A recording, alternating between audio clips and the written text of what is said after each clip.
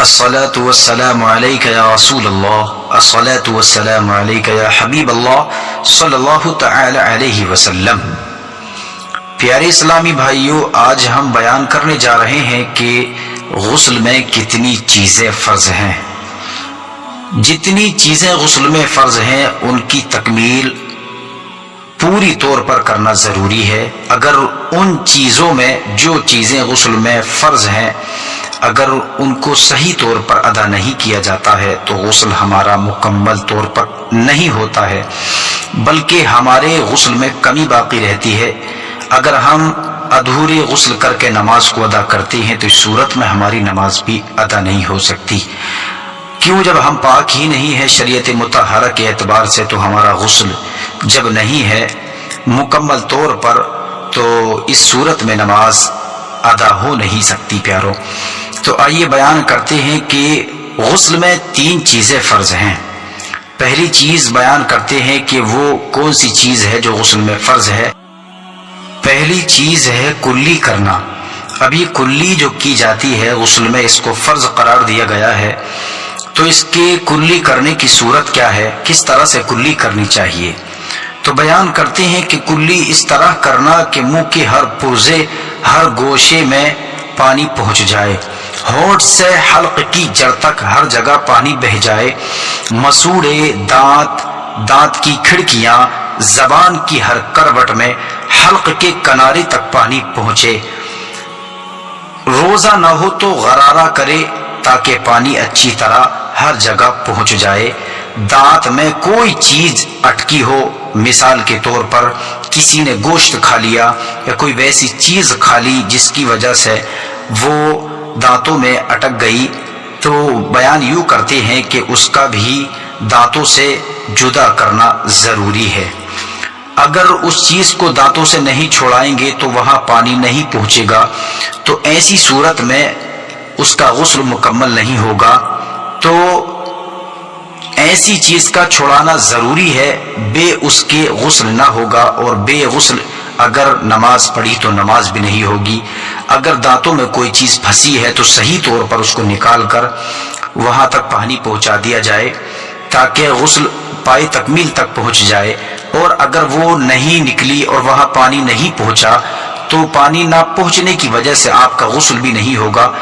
جب آپ کا غسل نہیں ہوگا، اگر آپ نماز ادا کرنا چاہتے ہیں تو آپ کی نماز بھی ادا نہیں ہوگی۔ تو یہ ہے غسل کے فرائض میں سے پہلا فرض۔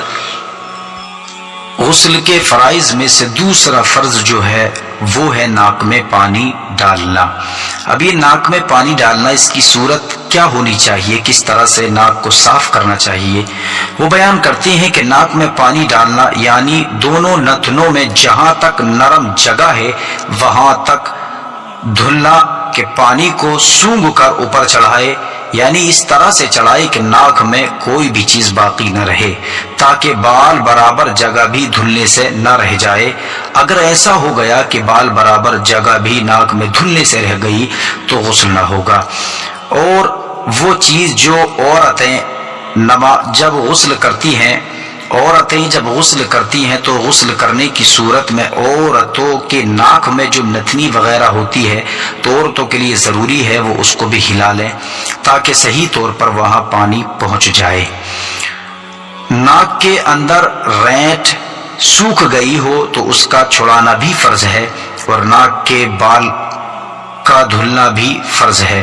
یعنی اگر ناک کے اندر ذرہ برابر بھی جگہ سوکھی رہ گئی اور آپ نے یہ سمجھ لیا کہ تمام کے تمام دھل گئی ہے لیکن دھل نہیں پائی تھی، کیچڑ کی وجہ سے، ناک میں گندگی کی وجہ سے پانی نہیں پہنچ پایا، اگر آپ نے یہ گندگی نہیں چھٹائی، نہ چھٹانے کی وجہ سے پانی نہیں پہنچے گا تو غسل نہیں ہوگا، تو آپ اگر نماز بھی ادا کرتے ہیں تو آپ کی نماز نہیں ہو پائے گی۔ کیوں؟ آپ کا غسل ہی درست نہیں ہے تو نماز ہی کہاں سے مکمل ہوگی۔ یہ ہوا فرائض غسل میں سے دوسرا فرض۔ تیسرا فرض بیان کرتے ہیں کہ غسل میں تیسرا فرض ہے کہ پورے بدن پر پانی بہہ جانا، یعنی پانی پورے بدن پر اس طرح بہے کہ پاؤں کے تلوے تک جسم کے ہر پرزے، ہر رونگٹے پر پانی پہنچ جائے۔ اس لیے کہ اگر ایک بال کی نوک بھی دھلنے سے رہ گئی، یعنی ایک بال کی نوک کی برابر بھی کیا ہے دھلنے سے رہ گیا، یا کوئی پوری طور پر جو دھلنا تھا وہ نہیں دھل سکا، تو ایسی صورت میں بھی غسل نہیں ہوگا۔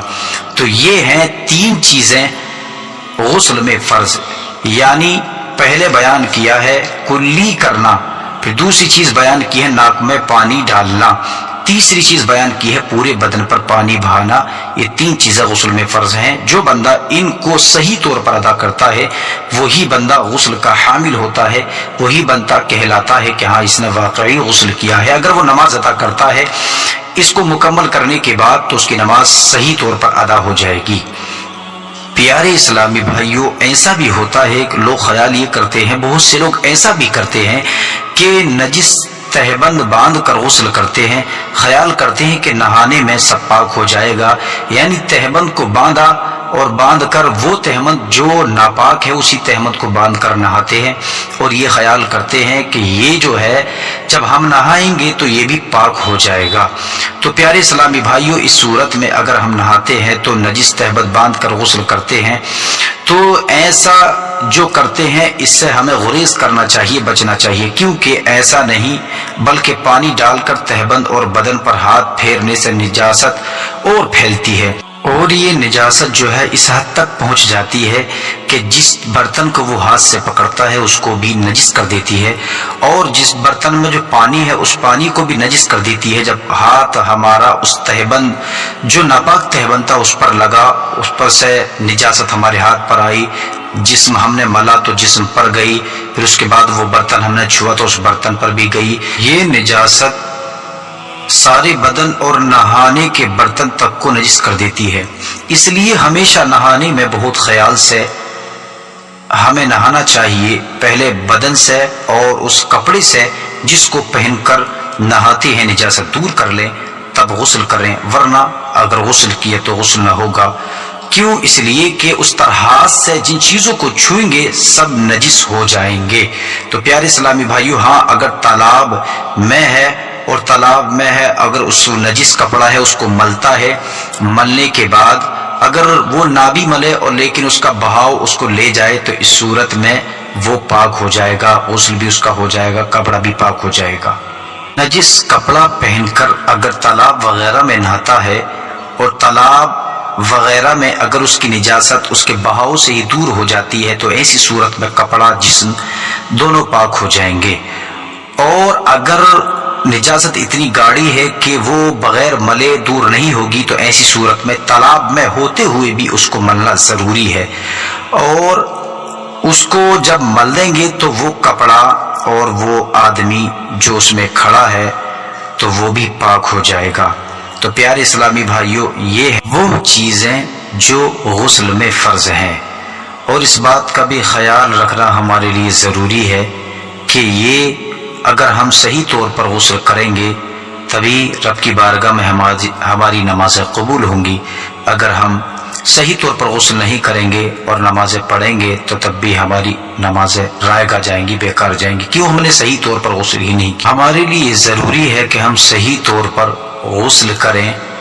جب ہم صحیح طور پر غسل کریں گے تبھی ہماری نمازیں قبول ہوں گی، رب کی بارگاہ میں ہم کھڑے ہونے کے لائق ہوں گے۔ تو یہ باتیں ہیں کہ جو چیزیں غسل میں فرض ہیں، 3 باتیں بیان کی۔ الصلاۃ والسلام علیک یا رسول اللہ، الصلاۃ والسلام علیک یا حبیب اللہ صلی اللہ تعالی علیہ وسلم۔